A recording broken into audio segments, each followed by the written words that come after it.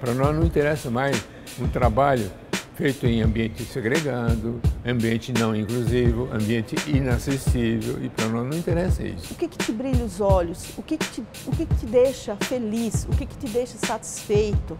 Inclusive, muitas vezes não é uma saída apontada para os jovens, mas o cooperativismo é uma boa saída para os jovens. Para o mundo contemporâneo, né, para a forma de trabalho que a gente tem vivido, essas crises grandes de desemprego, o cooperativismo é uma grande saída para os jovens. Então a palavra que eu diria é acesso. Ele precisa ter esse acesso para ele poder experimentar, para tomar a sua decisão. Os adolescentes e os jovens precisam da nossa atenção como sociedade para que eles possam fazer esse ingresso no mundo do trabalho de uma maneira que lhes permita ter projetos de vida.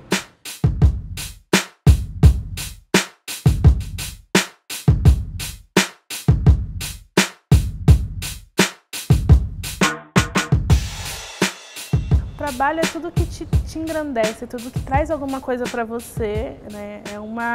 É até uma oportunidade de você ensinar alguma coisa para alguém ensinar alguma coisa para você, e também te traz o dinheiro, né? O seu sustento. Porque a gente tem que fazer alguma coisa, mas não quer dizer que o trabalho seja só aquele emprego que a gente vai lá, trabalha 6 horas por dia, né? Às vezes a gente pode trabalhar como autônomo, ou em casa mesmo, ajudando a família. Então, de um jeito ou de outro, a gente acaba trabalhando. A gente pode não ter um emprego para a gente chamar de nosso, mas a gente acaba trabalhando sempre. Tem pessoas que trabalham para sobreviver. Tem pessoas que trabalham porque amam, que gostam daquilo que vai exercer, aquela função. Então, tem pessoas que estão trabalhando, muita gente está trabalhando num lugar que elas não gostam, mas elas precisam. É a necessidade. A gente pode dizer que o trabalho é o conjunto de atividades que o ser humano realiza no mundo. Ao longo da história, esse conjunto de atividades foi ganhando diferentes contornos. E hoje a gente costuma ter uma visão reduzida de trabalho como o trabalho que é remunerado. Mas não é só isso, existem formas de trabalho que na nossa sociedade não são remuneradas, mas nem por isso deixam de ser trabalho. Se a gente for recuperar o conceito sociológico de trabalho, a gente vai dizer que o trabalho é uma das maneiras do homem agir no mundo, agir sobre a natureza, agir sobre a cultura e produzir cultura. Então nós trabalhamos porque somos humanos. Uma parte dessas atividades que a gente chama de trabalho passaram a ser remuneradas num determinado momento da história, passaram a se encontrar numa relação econômica específica, mas o trabalho é mais amplo do que isso. O trabalho é esse conjunto de atividades que os seres humanos, homens e mulheres, realizam agindo sobre a natureza, agindo sobre a cultura para produzir cultura. Então o trabalho é uma condição ontológica dos seres humanos. É algo que é parte daquilo que nos faz ser humano. A gente pode pensar que trabalho é toda e qualquer atividade que todo e qualquer humano realiza em qualquer sociedade, em qualquer tempo, para garantir a sua sobrevivência e que cria para ele uma identidade. Quando eu digo que cria uma identidade, cria um lugar social para ele, né? Na sociedade ele representa alguma coisa, ele faz algo para aquela sociedade, ele trabalha de maneira a atender uma necessidade que aquela sociedade tem. No caso do trabalho indígena, né, pegando a sociedade indígena como exemplo, vai haver aquele que faz o arco, vai haver aquele que caça, vai haver aquele que pesca, vai haver o xamã, vai haver, né, aquele que cura, enfim. Você vai ter quem faz o cesto, quem faz a cerâmica. Então veja, o trabalho é isso, é aquela atividade que garante a sobrevivência numa sociedade determinada, qualquer uma delas que você pensar, mas também cria um lugar social para as pessoas, é isso que eu chamei de identidade. Trabalho é toda forma de atividade de livre escolha ou aceitação no mercado de trabalho aberto, inclusivo e acessível, que proporcione ao trabalhador a oportunidade de se manter com o valor recebido pelo trabalho executado. Então, veja o conceito de trabalho que nós temos, né? Para nós não interessa mais um trabalho feito em ambiente segregado, ambiente não inclusivo, ambiente inacessível, e para nós não interessa isso, né? Ter uma profissão é quando você se forma, e trabalho quando você está exercendo ela. Tem profissões que não precisam, né, de estudo, e tem outras sim. mas às vezes você se formou em algo e você não conseguiu um emprego ainda. Então você é um profissional, só que não está trabalhando no momento. Eu estou achando muito difícil porque antes do curso de guia eu tentei procurar emprego e eles querem muito com experiência. Então você tem que ter experiência para eles te contratarem. Arrumar o primeiro emprego é muito difícil. E agora que eu me formei como guia, surgiu uma oportunidade.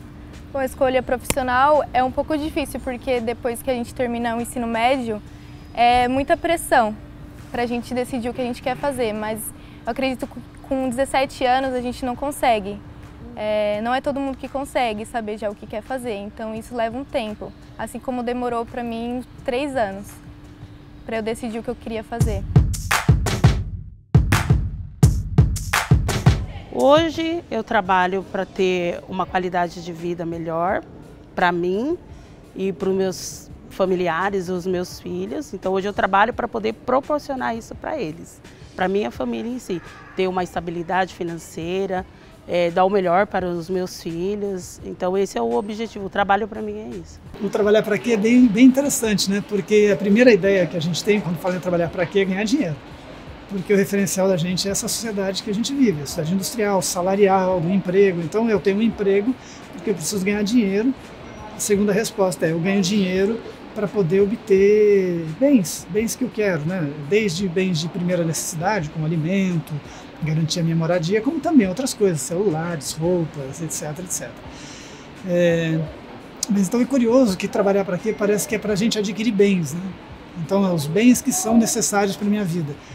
Mas é mais que isso, porque, volto a dizer, quando você trabalha, você tem um lugar social, você constrói quem você é. Muitas vezes, quando a gente vai se apresentar, é muito legal, né? Alguém fala, oi, como é que você chama? Ah, me chamo Mário. Você faz o quê? Psicologia. Ou eu já vou direto e digo, eu sou Mário, psicólogo. Ou sou Mário, professor. O outro diz, eu sou fulano de tal e trabalho com tal coisa. Então, trabalhar para quê? Tem aí pelo menos 2 grandes respostas, né? Uma que estão juntas. Uma que é trabalhar para você conseguir satisfazer suas necessidades, né? Então, é trabalhar para que você consiga satisfazer suas necessidades, mas também para, por outro lado, constituir a sua identidade. E tem uma terceira coisa, né? A gente trabalha para construir as relações sociais, né? A gente não trabalha para a gente. Ainda que o benefício do trabalho possa ser para mim também, eu trabalho para o outro, eu trabalho para atender o outro. Então, para viver em sociedade, a gente tem a necessidade de trabalhar para construir sociedades que são mais justas, mais equilibradas, mais solidárias. O trabalho tem, pelo menos, essa tripla função, né? As pessoas trabalham para diferentes finalidades, né? A gente precisa olhar para o trabalho como algo potente para gerar, em primeiro lugar, uma realização pessoal que também é coletiva, porque no mundo do trabalho, quando eu não me engajo sozinho, eu me engajo coletivamente no trabalho. Então, uma primeira grande questão que o trabalho oferece para as pessoas é a possibilidade de realização pessoal e coletiva. A segunda dimensão é a subsistência. O trabalho é uma forma pela qual eu posso conseguir os recursos para a minha subsistência, para a minha sobrevivência, para eu alcançar os bens sociais que eu desejo. Então, uma segunda dimensão do trabalho é a subsistência ou a sobrevivência. E eu diria que uma terceira dimensão do mundo do trabalho é a possibilidade da transformação da sociedade. Então, através do trabalho, eu posso me realizar pessoalmente e coletivamente, eu posso conquistar a possibilidade da minha subsistência e da minha sobrevivência, mas também através do trabalho eu posso transformar o mundo. O trabalho me permite agir sobre o mundo e transformar esse mundo que existe. Portanto, o trabalho tem uma força revolucionária. O trabalho pode levar esta sociedade para outros lugares que ela ainda não conhece. Dependendo de como a gente organizar o mundo do trabalho, a gente vai gerar transformações num sentido ou num outro da nossa sociedade. Então, se a gente pensar o trabalho como essa força potente que me permite realização pessoal e coletiva, que me permite a minha subsistência e que me permite transformar o mundo em que eu vivo, a gente pode olhar para o trabalho para além do que ele costuma ser vendido. Porque o trabalho na nossa sociedade costuma ser vendido apenas no campo da subsistência. A forma para eu conseguir viver, é a forma para eu conseguir o dinheiro que eu preciso para manter a minha vida. Não é só isso. O trabalho pode ser muito mais potente se ele for interpretado de maneira mais crítica. O trabalho como um campo de realização pessoal e coletiva, o trabalho como uma forma de transformar a realidade em que eu vivo e o trabalho como um meio para me organizar para subsistir no mundo. Porque a gente foi, cresceu sendo doutrinado naquilo de a gente tem que sair de casa, a gente tem que bater o cartão, a gente tem que fazer, tem que trabalhar, depois voltar para casa. O que dá esse vazio, às vezes, é essa sensação de eu não estou indo fazer alguma coisa, eu não estou colaborando com a sociedade de alguma forma. É só, estou aqui em casa, eu posso até contribuir dentro de casa, mas só, a gente não contribui com a sociedade em si. Eu acho que existe diferença, sim, entre o que é trabalho remunerado e o que não é trabalho remunerado. Essa diferença é importante do ponto de vista social, seja porque as atividades que não são remuneradas têm um outro tipo de representação social e as atividades que são remuneradas ganham um contorno específico. Então, se a gente parar para pensar um pouco, por exemplo, no trabalho doméstico, em geral, nas nossas sociedades, pela força do nosso machismo estrutural, o trabalho doméstico é pensado como um trabalho de mulheres. E esse trabalho doméstico não é lido socialmente como trabalho produtivo. É como se as horas gastas para cuidar da casa, para organizar a vida da família, sejam horas que não são horas de trabalho.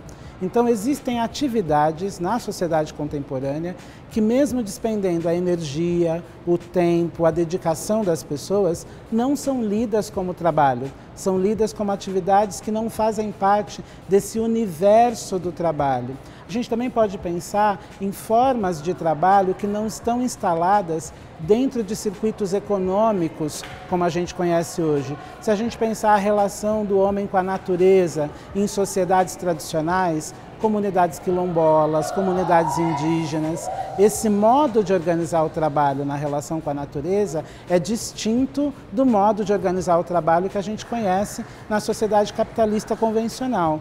Então, sim, existem diferenças nas formas de exercer trabalho e existem diferenças na forma de valorizar essas formas de realizar o trabalho. A gente acaba fazendo uma cisão em que alguns trabalhos são considerados mais valorosos do que outros trabalhos e por isso recebem remuneração, condições de trabalho mais interessantes, mais saudáveis, né? E dentro do mundo do trabalho remunerado, a gente também tem distinções. A gente pode pensar, por exemplo, naquilo que nós aqui no Brasil costumamos chamar de bico. O que é um bico? Um trabalho informal. É um trabalho que não é lido com a mesma chave de dignidade da profissão convencional. Então, o sujeito que está na condição de trabalho informal e que diz para as pessoas, não, eu não estou trabalhando, eu estou fazendo um bico. Esse sujeito está excluído de um conjunto de direitos do mundo do trabalho e ele não está excluído porque ele deseja. Ele está excluído por causa da estrutura que organiza o mundo do trabalho. Então, quando eu penso hoje, desde a pessoa que faz um trabalho autônomo como pedreiro, um trabalho autônomo como marceneiro, um trabalho autônomo que cuida das crianças da vizinhança para que as outras mães possam trabalhar, este trabalho na nossa sociedade é visto, é interpretado e é valorizado só como bico, só como algo que é fora do mundo do trabalho. É importante que a gente diga isso, porque a gente está falando de uma precarização de condições de trabalho. Existem atividades de trabalho que não sofrem tanto com o processo de precarização, enquanto outras atividades do mundo do trabalho sofrem bastante com os processos de precarização. E se a gente olhar na estrutura social, quem são os sujeitos que são destinados a esse trabalho mais precário? Quem são as pessoas que a nossa sociedade manda para o trabalho precário? são os mais pobres, é a população negra, são os menos escolarizados, são as populações das periferias que, por conta da vulnerabilidade social, por conta do alto risco de exclusão social, acabam se endereçando para um trabalho mais precário, para um trabalho mais arriscado, para um trabalho mais insalubre, para um trabalho que coloca em risco a sua própria vida, coloca em risco o seu processo de desenvolvimento. Então é como se a gente fizesse uma espécie de hierarquia de posições no mundo do trabalho. Pessoas que a gente diz que são profissionais, esses têm alta proteção social de trabalho, boas condições para exercer o seu ofício e estão, de certa forma, colocados numa situação de privilégio quando confrontados aos outros trabalhadores que têm menos proteção, que têm menos benefícios de trabalho organizados na relação de produção e que, portanto, estão mais arriscados de sofrer as consequências de um trabalho que é degradante, de um trabalho que o coloca numa condição de vulnerabilidade e risco da sua própria vida. Então, essas distinções, é importante que a gente compreenda que elas são estruturais. Elas são geradas pelo modo de funcionamento da nossa sociedade. A nossa sociedade gera posições de trabalho com direitos diferentes, posições de trabalho com reconhecimento social diferente, posições de trabalho com remuneração e condições para o exercício daquela tarefa que são diferentes. E isso não tem nada a ver com os sujeitos que estão ali para realizar o trabalho. Não tem alguma coisa naquela pessoa que a faz ser um trabalhador menos relevante do que a outra pessoa. O que existem são as condições de trabalho. Essa é uma divisão relativamente recente, a partir da divisão social do trabalho da Revolução Industrial, de uma organização de trabalho onde houve a necessidade de dividir o trabalho em unidades menores. Isso marcadamente a partir da primeira Revolução Industrial. Vamos pensar, por exemplo, na transição entre o trabalho agrícola e o trabalho industrial. No trabalho agrícola, o trabalhador ele fazia de tudo num ecossistema, digamos assim, onde ele tinha que beneficiar a terra, que plantar, que cuidar dessa plantação até o momento da colheita e beneficiamento desse produto da terra. Quando ele passa para a divisão industrial do trabalho, o trabalho precisa ser dividido em unidades menores, para que pudesse ser melhor organizado e, em cima disso, feito uma gestão, ou seja, feito uma organização desse trabalho. E isso foi tornando cada vez mais complexa a teia, digamos assim, do mundo do trabalho, que hoje nós temos herança disso, coletamos a herança dessa divisão social do trabalho, por exemplo, em unidades menores, em horas, em meses, em dias, o trabalho assalariado. Então, toda essa organização, ela é fruto de uma transformação da sociedade ocidental recente. Na verdade, a organização social, de modo geral, ela é extremamente complexa. Mas no mundo capitalista, no modo de produção capitalista, o trabalho se tornou o eixo estruturante da organização social de um modo geral. Então hoje eu diria que o peso do trabalho ele é muito forte dentro da organização da sociedade. Ele delimita papéis, ele delimita estrutura de poder, ele delimita quem entra e quem sai, quem está apto e quem não está. Então hoje a nossa vida é regida em função do mundo do trabalho. Ele ocupa praticamente nossa existência como um todo. É praticamente impossível você imaginar hoje como seria a sociedade sem o trabalho. Então a escolha do mundo profissional, ela é extremamente complexa e nem sempre é uma escolha do indivíduo, porque existem os condicionantes sociais que determinam quais profissões ou quais acessos aquela pessoa pode ter. Por exemplo, o nível de escolaridade, ter acesso à educação, poder ter acesso a uma formação educacional e complementar. É um fator importante para a escolha, mas nem todos têm essa condição de fazer essa escolha em função da própria exclusão social que nós vivemos hoje. Então, muitas vezes o trabalho é um trabalho precarizado. É pouco provável que uma pessoa escolha deliberadamente um trabalho precarizado ou um trabalho que provoque algum sofrimento psicológico ou físico nesse trabalhador. muitas vezes é a falta de opção que o coloca como na rota de colisão com aquele trabalho e ela o abraça porque é uma forma de sobrevivência. Então, para falarmos de trabalho, a gente precisa discutir também a desigualdade social. E aí o recorte Brasil. O Brasil é um país diferente dos demais países do mundo. Ele é um país autoritário, de capitalismo periférico e com origem escravocrata. Então o trabalho nosso ele é peculiar, ele é específico. Nós não podemos falar do fenômeno do trabalho de modo geral sem fazermos esse recorte do entendimento da sociedade brasileira. Então, muitas vezes o indivíduo ele não escolhe a profissão, ele atua por meio da sobrevivência, do que lhe é possibilitado no dia a dia, dentro da labuta diária da sobrevivência mesmo.